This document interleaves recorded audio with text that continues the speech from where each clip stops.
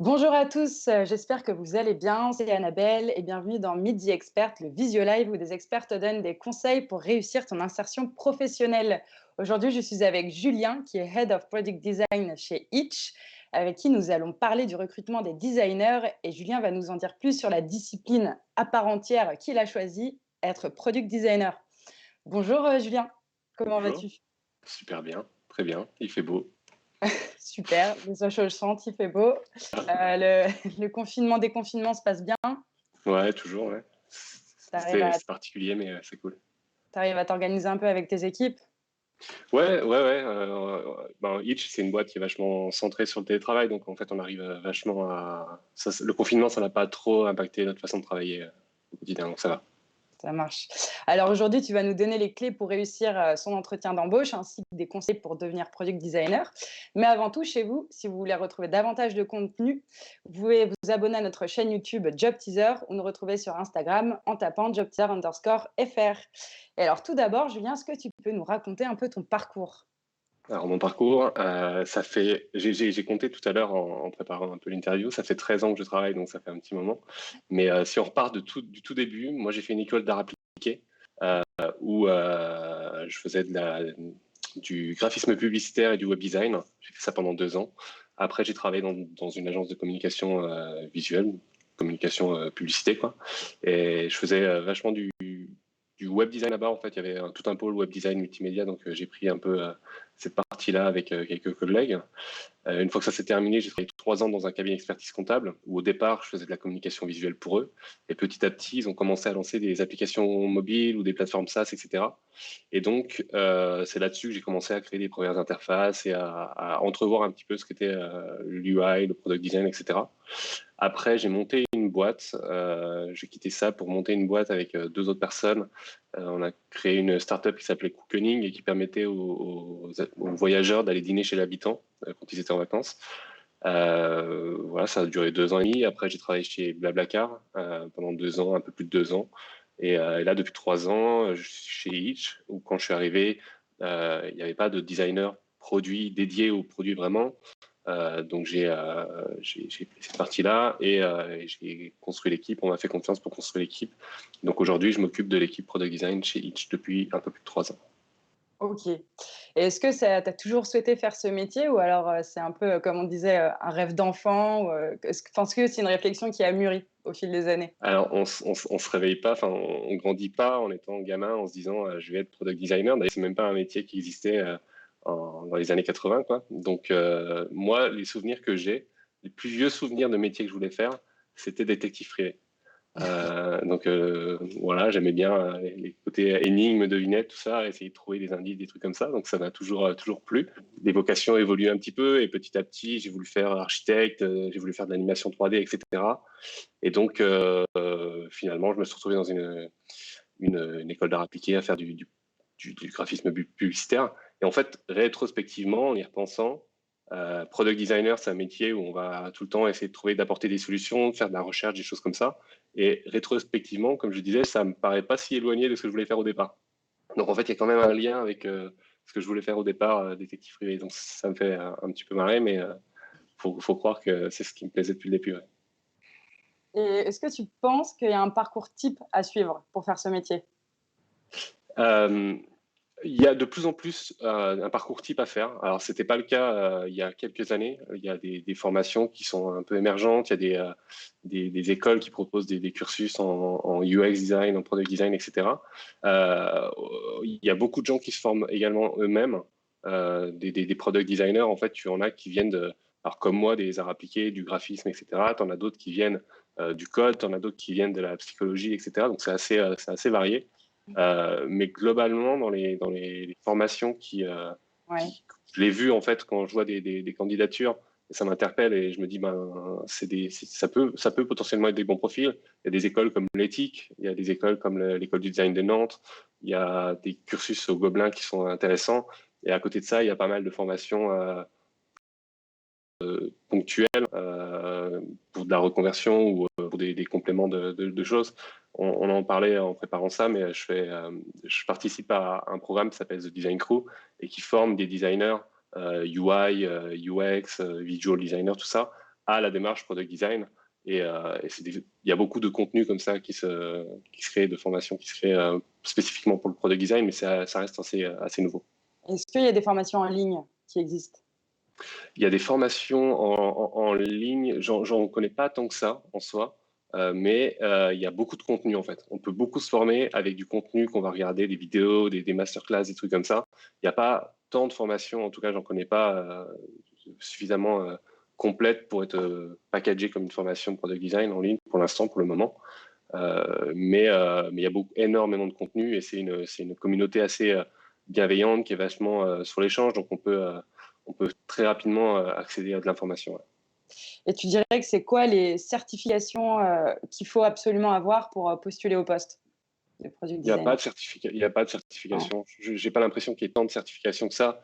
En tout cas, c'est pas ce que je vais regarder. Moi, quand je vais regarder un CV ou un candidat, enfin une candidature, je vais essentiellement regarder ce que la personne a fait, ce qu'elle est capable de faire, comment elle aborde des projets, etc.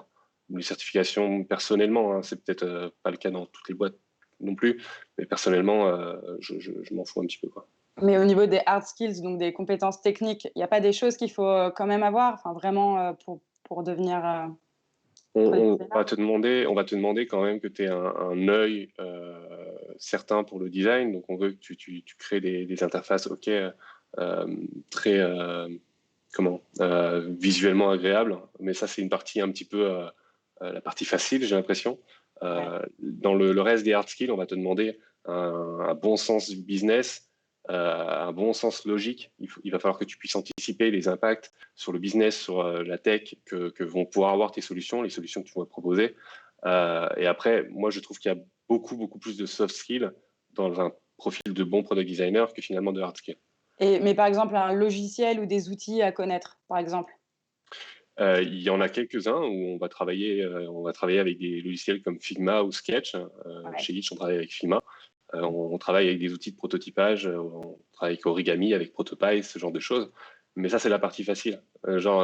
Si tu connais Sketch, tu connais pas Figma, mais que tu postules chez Itch, on va quand même regarder ta candidature, en fait. Parce qu'on sait que Figma, OK, tu vas passer 3 heures dessus et au final, tu vas avoir compris comment ça fonctionne. Et en fait, ta plus-value, elle n'est pas dans comment tu maîtrises le logiciel et est-ce que tu as pensé le truc à fond et que tu connais toutes les options. Non, ta plus-value, elle est est-ce que la solution que tu vas apporter au problème qu'on va te proposer, elle va être efficace, elle va être testée avec des utilisateurs, elle va être pertinente, elle va avoir de la valeur, etc. Oui, voilà, donc en gros, si je maîtrise un logiciel de conception X et que le poste demande de maîtriser Y, en fait, le plus important, c'est d'être capable de se former et de s'adapter rapidement. C'est ça? Ouais. Tu vois, nous, on va pas discriminer parce que tu connais pas Figma, en fait. Mais après, il y a peut-être d'autres boîtes et moi, je trouve ça dommage, en fait. Tu vois, genre, en tant que candidat, je n'irai pas dans une boîte qui regarde pas ma candidature parce que je connais pas leur outil de prototypage, tu vois.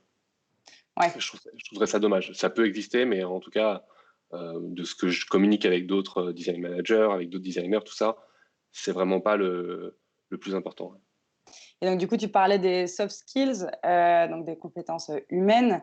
Mhm. C'est quoi les plus importantes pour toi? La plus importante pour moi, c'est l'empathie. Genre Ouais. être capable de comprendre le point de vue de son utilisateur pour apporter une solution qui ait de la valeur pour eux. Ça veut pas dire l'empathie, ça veut pas dire ressentir tout ce que ressent un utilisateur, c'est être capable de comprendre pourquoi il a ces motivations-là et ces frustrations-là. Donc ça, c'est le bon point de départ. L'autre, c'est la remise en question, l'ouverture d'esprit. On va chercher, nous, à recruter des gens qui vont pas être omnibulés par leur solution, par la solution qu'ils vont apporter ou les interfaces qu'ils ont créées, mais plus par je cherche à résoudre ce problème et quoi qu'il, je vais réussir à le faire. Et si la première version que ce que j'ai fait n'est pas la bonne, je vais m'en rendre compte et je vais être capable de m'adapter et proposer quelque chose de différent. Tu vois, on veut plus des designers qui vont être capables de s'enthousiasmer pour l'impact business qu'ils peuvent avoir plutôt que des gens qui veulent un bon portfolio et qui vont rester sur leur idée d'interface parce qu'ils pensent que c'est la meilleure, parce elle est jolie, tu vois. Donc l'empathie, l'ouverture d'esprit, il y a un petit peu un côté storytelling et convaincre les gens. Tu vois, tu as quand même une partie, faut embarquer toute une équipe avec toi, faut embarquer des devs, des product managers dans la solution que tu as testée et pour construire ça, pour rendre ça réel, tu as aussi le côté, il faut le vendre à tes utilisateurs. Tu vois, il y a le côté comment tu l'expliques. Donc, il faut être concis, faut être efficace, pertinent, percutant. Donc, il y a ce genre de qualité-là à avoir. Une appétence pour le business et la logique, on en a parlé tout à l'heure. Mhm. Mais globalement, voilà, ouais. Et pour toi, c'est quoi un CV qui sort du lot? Donc, justement, un book, est-ce qu'un book, comme tu disais, c'est recommandé? Qu'est-ce qu'il faut Les, mettre en avant comme compétence de designer sur un CV? Comment on fait? Ouais, tu vois, les portfolios que j'apprécie le plus, alors c'est toujours bien d'avoir un portfolio pour montrer ce que tu as fait. Ceux que j'apprécie le plus, c'est pas ceux qui vont montrer les plus belles interfaces, c'est ceux qui vont montrer toute ta démarche, le problème que tu avais à résoudre, comment tu savais que c'était un problème, comment tu sais que, ce que tu as proposé, ça a eu un impact, donc les résultats que ça a eu, toute la démarche un petit peu de conception et pas uniquement ton produit final en fait. Parce que quand je vais voir un portfolio avec juste une maquette, en fait, moi, ça ne me dit pas est-ce que c'est un bon design parce que je ne connais pas tes utilisateurs, je ne connais pas le problème que tu cherchais à résoudre, etc. Donc, ça ne m'aide pas. Ça m'aide juste sur le côté est-ce que tu es capable de, comme je disais tout à l'heure, créer des interfaces qui sont sympas. Mais ça, c'est 10% c'est 15% du métier, quoi. Ouais. Et comment on cible les offres pour postuler à ce type de poste? Est-ce qu'il faut adopter une stratégie particulière?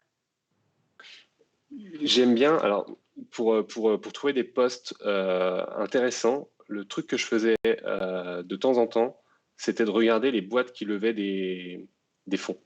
Tu Ouais. vois, Pourquoi? une boîte qui lève plusieurs centaines de milliers d'euros, tu peux te dire, bon, bah, c'est 4-5 c'est une équipe de 4-5 personnes. Ils ont peut-être une personne en design, mais pas plus. Et peut-être, s'ils sont financés, c'est qu'ils vont devoir grossir et potentiellement recruter des designers. Donc, on reste au courant comme ça des boîtes qui se développent et qui vont potentiellement avoir des besoins en recrutement. Donc, je regardais des trucs comme ça. Sinon, l'autre truc, je regarde un petit peu quelle est la place du design chez eux aussi également.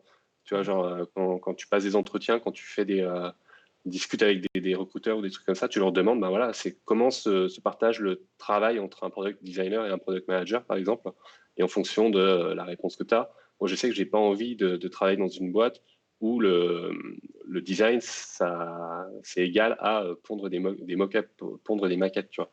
Mmh. Je préfère que aller faire des interviews utilisateurs, aller rencontrer des utilisateurs pour montrer ce sur quoi j'ai travaillé, participer à la découverte d'une solution à un problème, etc. Mmh. Donc la définition du design dans une boîte est est-ce que la boîte est en croissance, est-ce qu'elle a été financée, et donc potentiellement on cherchera à recruter. C'est des bons indicateurs en tout cas pour trouver des boîtes intéressantes dans lesquelles travailler. Et admettons, qu'un étudiant n'ait absolument aucun contact, dans ce domaine-là. Alors ce serait quoi la stratégie pour, développer son réseau? C'est quoi les moyens existants, en fait, aujourd'hui, heu, pour créer, son réseau? Parce que c'est quand même important. Alors, dans cette situation aujourd'hui très particulière de Ouais, en confinement, de contact. télétravail ou de limitation, c'est un peu plus compliqué. Mais il y a des meet-up qui se passent toutes les semaines sur le design et on peut très bien aller à ces meet-up. Les gens sont très ouverts Tu à la as des exemples? discussion. Ouais.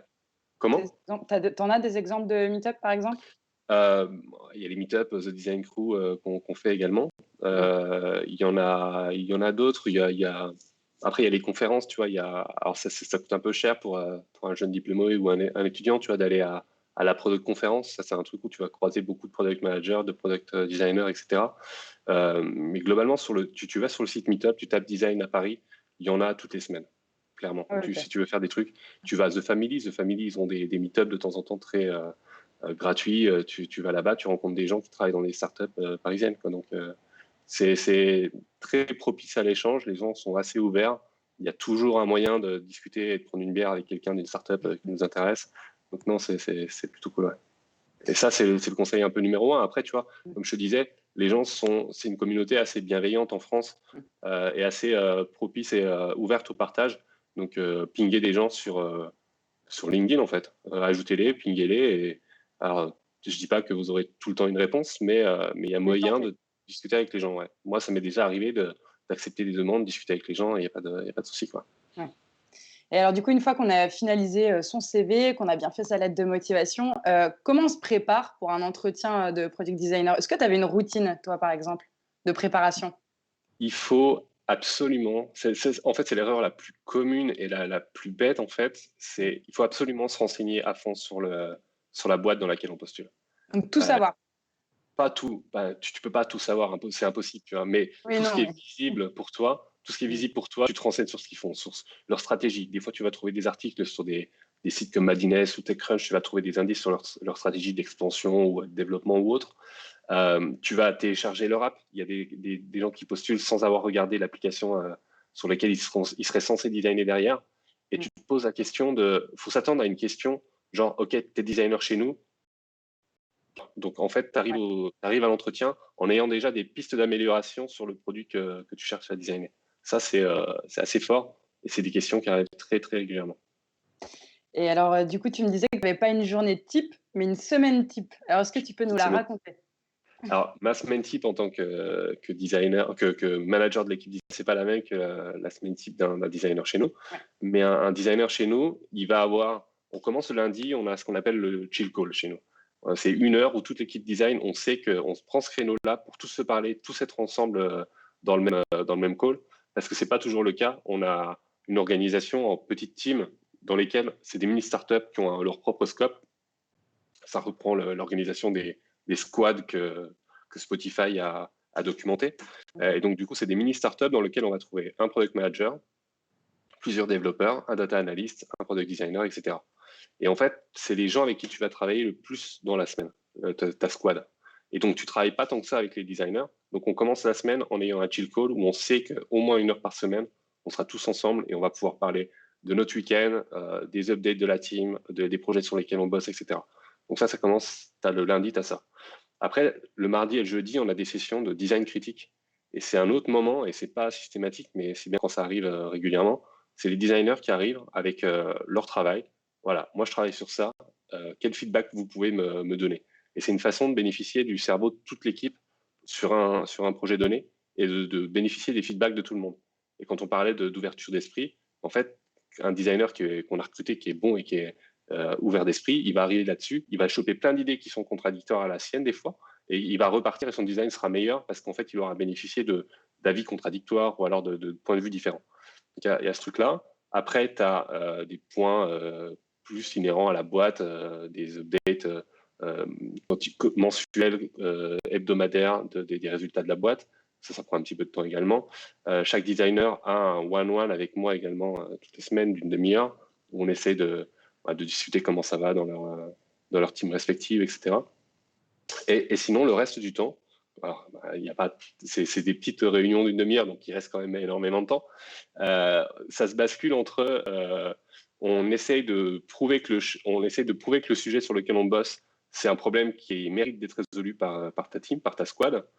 On va essayer de trouver une solution. Donc, on va faire de l'idéation, créer des concepts, créer des maquettes, des trucs comme ça. Et derrière, on va faire de la usability, tu vois, des tests d'utilisateurs pour voir si la solution qu'on a développée, qu'on a designée, est pertinente ou pas. Donc en fait, c'est vachement la semaine d'un designer. Normalement, ça doit être en amont, tu fais des interviews utilisateurs, tu vas prendre le point de vue des utilisateurs, tu le fais de temps en temps. Mais globalement, une fois que tu as défini ton problème et tu connais les motivations de tes utilisateurs, ta semaine, ça doit être prototypage, test, prototypage, test, prototypage, test, etc. Jusqu'à ce que tu trouves la meilleure solution au problème que tu cherches à résoudre. C'est un process un peu empirique où tu y vas en faisant des erreurs. Tu vois. Tu testes un truc, tu fais une erreur, hop, c'est pas la direction qu'il faut que je prenne, j'en prends une autre, etc., etc. Et donc du coup, c'est un métier de création, du coup, et du coup, c'est quoi ta part de création, dans ton job? Et comment tu t'inspires au quotidien, surtout? Tu vas essentiellement, alors c'est encore mon point de vue personnel, Ah il y a des vas-y. communautés de designers, il y a encore des communautés de designers, type Dribble, Behance, des trucs comme ça, où tu vas avoir des belles choses, et c'est de l'inspiration pour le design visuel. C'est pas de Mmh. l'inspiration pour le product design, c'est pas toujours de l'inspiration pour le product design, parce que souvent, comme je l'ai dit tout à l'heure pour le recrutement, c'est que tu Mmh. vas voir le produit fini et tu vas pas avoir la démarche du designer derrière. Sur Behance, de temps en temps, tu vois tout le case study, et ça, c'est les trucs les plus intéressants. Par contre, la façon dont on va chercher de l'inspiration, c'est dans les trucs qui ont vraiment vu le jour. Tu vois, on va regarder des produits, on va benchmarker des produits qui ont été déjà, qui ont vu le jour. Tu vois, un Airbnb, un Spotify, ils sont très forts en produits, en design. Donc, on va regarder ça et comment ils font leurs interfaces, pourquoi ils ont fait ces choix-là, etc. Toi, tu Donc, t'en inspires? Ouais, bien sûr. C'est pas toujours pertinent par rapport à ta problématique, mais Mhm. des fois, tu vois des interactions intéressantes, tu vois des, OK, ils ont traité ce flot d'inscription de cette façon-là, et c'est intéressant parce que tu t'assures que tu as une meilleure conversion avec leur petite astuce et tu vas chercher des astuces comme ça. Mais tu vas chercher des astuces chez des trucs qui sont réels, qui ont shippé, parce que à la fin, ton but à toi, c'est d'améliorer la conversion de ton flot d'inscription ou s'améliorer la conversion de ton funnel d'achat ou autre. Il est très orienté business, tu dois avoir un impact business. Donc tu vas regarder plus des trucs qui sont live, qui existent, plutôt que des mock-ups où tu vas pas savoir quoi en tirer, quoi. Et tu vas Mhm. regarder aussi en termes de design d'interaction, tu vas regarder dans les App Store, il y a des trucs très souvent mis en avant par l'App Store Apple ou Android, parce Mhm. qu'ils utilisent les dernières fonctionnalités, parce qu'ils ont trouvé une interaction sympa, etc. Ok, bon, bah, plein de bons conseils. Et alors, grande question qui Ouais, t'inspire beaucoup, je crois. Est-ce qu'il y a beaucoup de différences entre un product manager et un product designer? on y vient, la vraie question. C'est une question qui est beaucoup posée. C'est une question qu'on commence à avoir quand on a commencé à travailler en startup et qu'on a une équipe avec des product managers, des product designers, ou alors quand on cherche sa voie et qu'on hésite entre les deux. Chez nous, pas tant que ça. Il n'y a pas tant de différence que ça. En tout cas, moins que dans certaines boîtes, et où on va plus miser sur un binôme produit chez nous, genre product designer, product manager, on les associe à deux. Et on veut que le plan de jeu soit respecté et on veut qu'il n'y ait pas de trou dans la raquette. C'est-à-dire on sait que pour mener à bien un projet, il faut faire de l'analyse de data, de l'interview utilisateur, des tests utilisateurs, des user stories, euh, des, des, des meetings de faisabilité avec les techs, etc. À l'intérieur de ce binôme, organisez-vous comme vous voulez. On s'en fout, quoi. Et donc, du coup, ça veut dire il y a pas mal de chevauchements entre les compétences que peut avoir un designer et les compétences que peut avoir un product manager. Euh, mais au-delà de ça, tu vois, c'est notre organisation un petit peu interne, mais il y a un peu une espèce de convention ou un truc comme ça qui te dit que c'est communément admis que le product manager s'occupe du problème, de définir le problème, et le product designer s'occupe de définir la solution, de trouver la solution. Tu vois. Genre c'est un peu schématique, c'est un peu caricatural, mais c'est à peu près ce qu'on voit en général, quoi. Je sais pas Ok. si ça répond complètement à ta question. Si, si. Parfait. Eh ben, en tout cas, merci beaucoup, pour tes conseils, pertinents et encourageants. Et donc chez vous, si, vous voulez faire ce métier, bah, n'attendez plus. Suivez ces conseils et puis, bah, lancez-vous, hein. Je pense que c'est le bon mot. Il faut se lancer et tenter. Et donc je vous rappelle, une fois de plus que si vous voulez retrouver davantage de contenu, vous pouvez nous suivre sur notre chaîne YouTube Job Teaser, notre site jobteaser.com ou notre Insta en tapant jobteaser_.fr. Et puis, bah, un grand merci Julien d'avoir partagé, ce moment Merci avec nous. pour l'invitation. Eh bah, pas de souci. Puis, bah, courage à toi et tes équipes, pendant ce moment, un peu particulier. Ça Puis, marche. bah, comme d'habitude, je vous donne rendez-vous, très vite pour un nouveau Visio Live.